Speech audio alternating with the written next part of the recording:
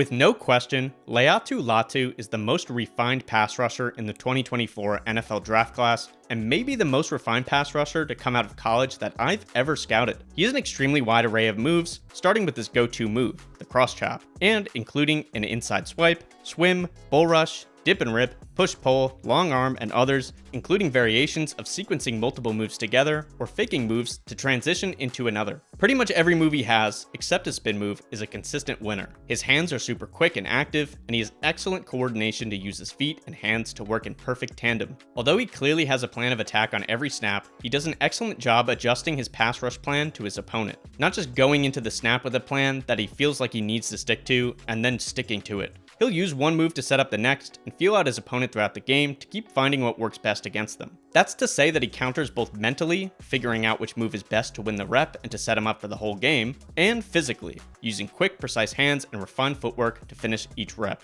His hand usage makes it really difficult for offensive tackles to stay connected to him, meaning it's harder to anticipate his movements and keep him in front of them. His game is just so beautiful to watch in action, as he can win this way from multiple different alignments and stances, which makes him a super versatile player that can fit in with any defense in the NFL. He's a non-stop, high-motor approach to pass rushing with violent, quick hands and legs that never stop moving. I would be terrified with this guy coming at me, because it's like if he was a bull in a china shop, but the bull had the precision of a ballet dancer to jump over lasers to get to all the china and break it. I don't know where that analogy was going, but you get the idea. Like a bull in control, so to speak. He's not an elite athlete by any means, but he tested significantly better at the combine than many expected, and he shows good athleticism on tape. He has a quick first step, but not overly explosive, and his bend is actually pretty surprising at times for his size, but it's not really quite enough to win the edge consistently. He has solid to good lateral agility and foot quickness to sometimes cross the face of linemen quick enough and avoid them getting hands on him, and he can also be very slippery to knife himself into gaps. He has the straight line speed to beat heavy-footed tackles to the edge, but he won't be a consistent winner based on pure athleticism.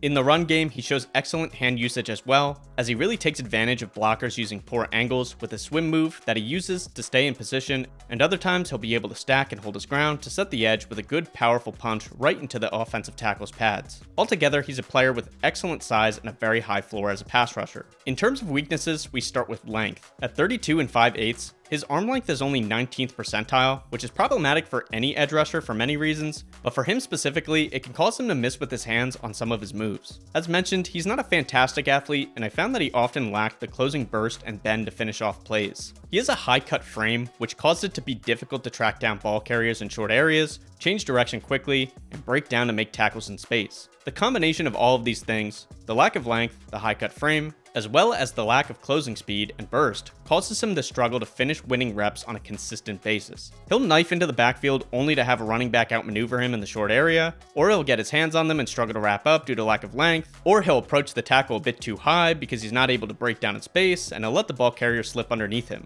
This leads to a lot of just miss type plays on his tape, where he wins the rep and he's in position, but he ultimately can't finish the play. This can still be valuable at times to force the ball carrier to adjust to him, to put pressure on the quarterback, or to slow the ball carrier down enough that another teammate can get there to finish the play, but obviously you want to see the reps be finished, and I found him to struggle with that at times. He also isn't a super powerful player, and he lacks the lower body drive to consistently collapse the pocket. He often got great initial pushes, but failed to finish what he started, allowing tackles to anchor after a few steps, even if he won the initial battle. Winning as a power rusher isn't necessarily his game, but you'd like to have the threat of it to aid the rest of your game. In the run game, he's not really a consistent edge setter, and he will get moved out of gaps. He relies very heavily on his swim move in the run game to stay in good position, but NFL offensive tackles will pick up on that quickly, and he'll have to adjust. Lastly, as I'm sure you've heard by now, he has some big medical red flags, which at one point forced him to medically retire from football before he came back. Obviously, we don't know how those will pan out, but if he falls out of the first round, I guarantee that's why, because he's a first round player.